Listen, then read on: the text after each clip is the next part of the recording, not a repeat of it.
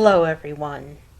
By now, I'm sure you've heard the news, the the very terrible news that uh, there's been an assassination attempt on Trump, and they tried to take him out from a adjacent roof with an AR-15, and uh, they failed.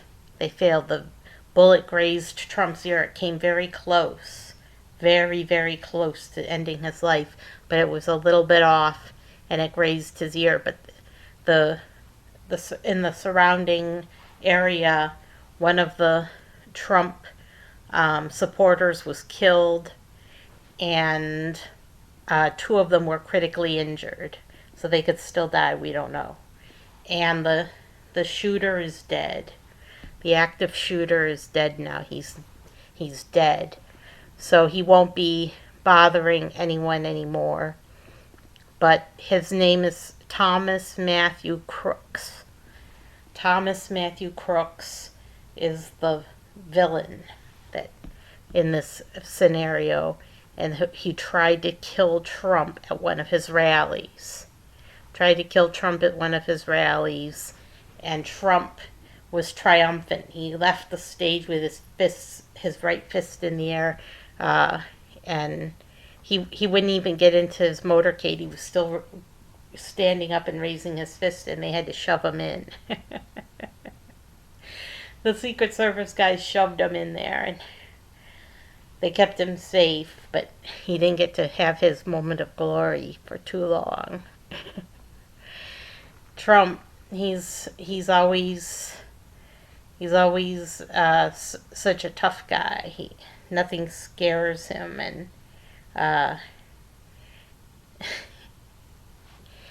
nothing scares Trump. He's not scared.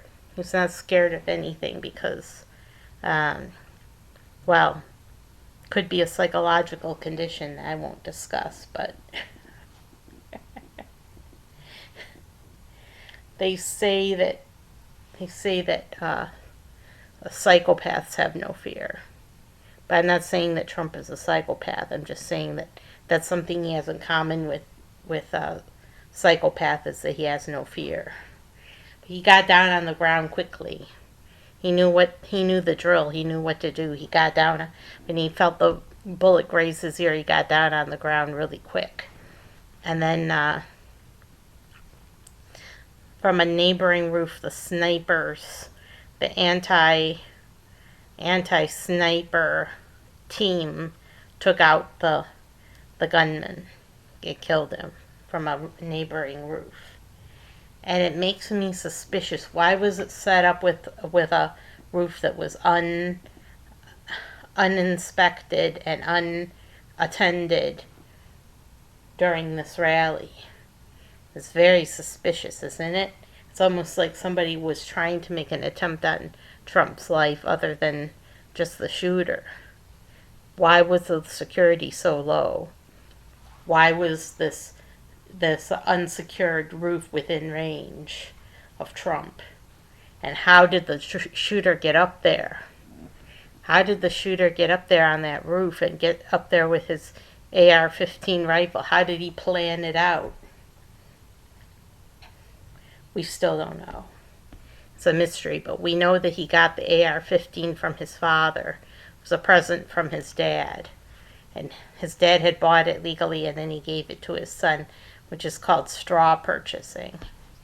And that's illegal. You can go to jail for it. So the father could still go to jail because his son got a hold of this gun. And I'm just angry. That's the way I feel now.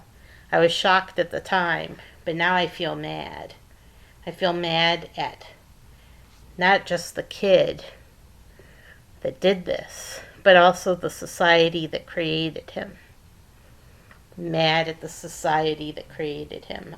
He was a registered Republican, but he gave money to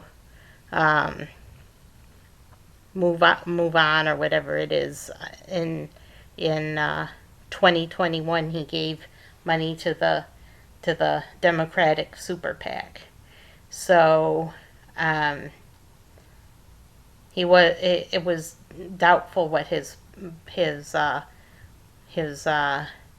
political stance was. We don't know what his political stance was. He was registered as a Republican in the state of Pennsylvania.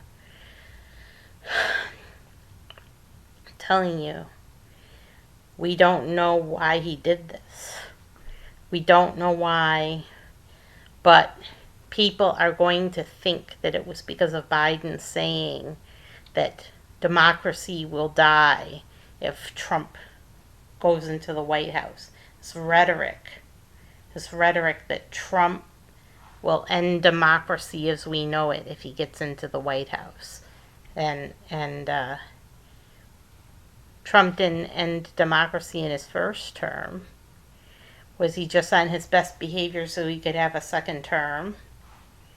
I don't think so. And also, Biden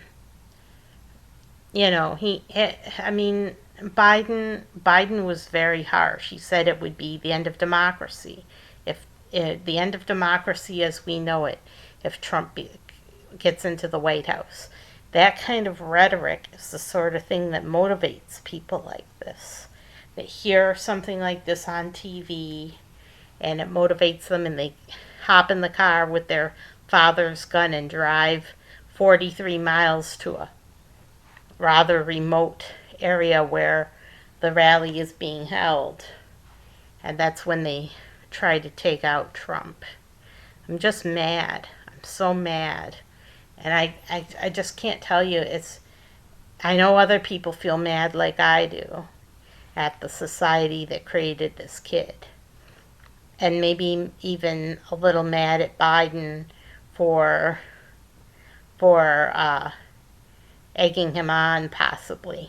We don't know if he egged him on or not, but possibly he did, because of him saying that democracy would end if Trump was in the White House. Maybe that's why he registered as a Republican. Maybe he wanted to make sure that Trump didn't make it to the White House, so he voted for Nikki Haley or something. And we don't know. He was just old enough to vote in the next presidential election. This one coming up, he was old enough. He was now old enough to vote. Would have been his first. He was only 20 years old. 20 years old. Still a baby. Not really a baby, but sort of a baby. Too young to be making this life and death decisions like this.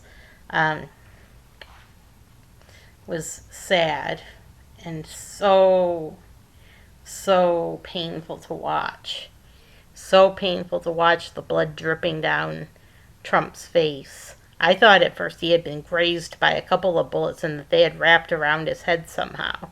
No, it was blood dribbling from his ear. But, and then they got him down on the ground, and that's why it dripped sideways down his face. That makes sense. But, hope Trump's ear recovers. Oh my gosh. This ear, I'm sorry. But this isn't going to change my vote.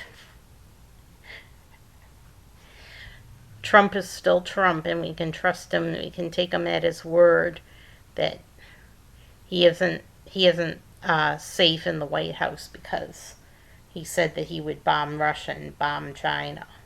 That's what he would have done if he had been in Biden's position, that he would have bombed Russia. And that if China tried to take Taiwan, he would bomb China too. So, I'm still voting for RFK Jr. And RFK Jr.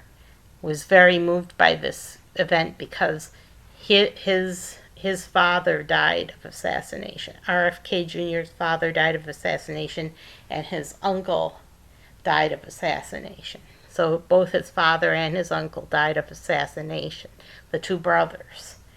And RFK Jr.'s cousin, JFK Jr., died in a plane crash under very suspicious circumstances. just like the Big Bopper died under suspicious circumstances. And we know that Jimi Hendrix died under suspicious circumstances too. All the people that generation, Martin Luther King Jr. died under suspicious circumstances. That was the late 60s, early 70s era. And, well,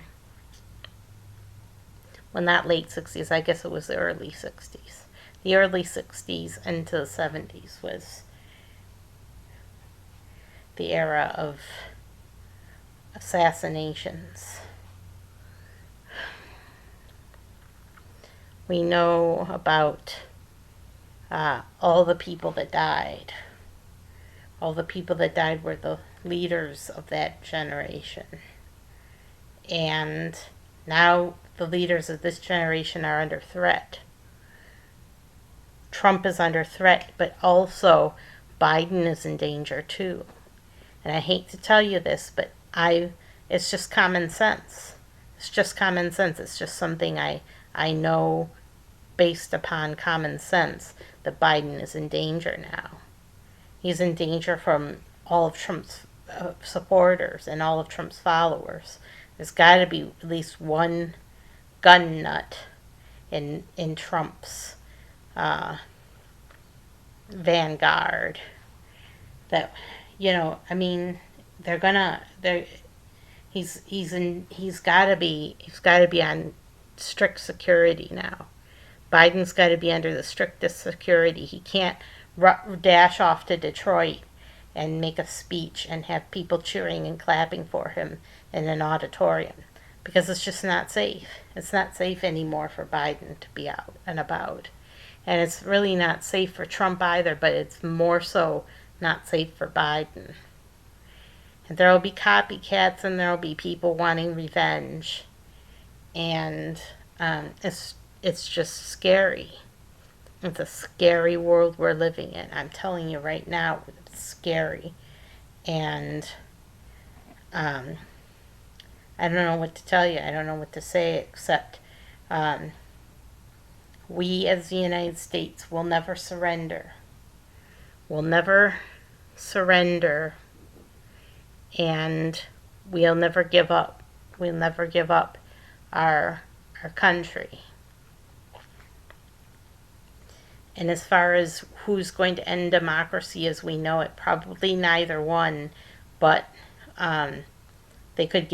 one of them could get us into a nuclear war. And that's the real danger. Last night I dreamt about a nuclear mushroom cloud. And then I had to handle something that had been contaminated by the mushroom cloud, and I was cringing because I knew that there must have been radiation on it. But I lugged it anyway, and then I woke up immediately. It was an awful dream. You should have seen the mushroom cloud. Scary. So I've been having scary dreams recently, and I think it's a bad sign. I think that something bad might be about to happen. And who knows why? Who knows why something like this is going to happen? Or who will make it happen? Biden is just a fool. Biden is a fool. He's just a fool. He's such a fool, and this event marks him as a fool because he was humiliated and had to walk back some of the things he said about Donald. And he called him Donald. That was the first time he's called him Donald. So you guys take care. Don't go to any rallies because there might be snipers there and you don't want to get hit. But just avoid rallies. So avoid rallies. If you're bent on survival, just skip the rally and make yourself known at the ballot box. Or vote remotely if you can. Some places they won't let you vote remotely. And then they said, "Oh, that's ending democracy as we know it. That's voter discouragement, uh, discouraging the voter, and also in voter ID internationally or nationally, national voter ID was considered also discouraging the voter. So who knows what Project 2025 has on the agenda. Recently, 3 people died. Dr. Ruth Ginsburg, the sex therapist, Richard Simmons, and now Shannon Doherty from 90210. It's very sad. This was a sad week. This was one of the saddest weeks on record. And I just feel drained of all life, especially in this heat. This heat's getting to me. And try to stay cool, everyone. And I'll see you next time.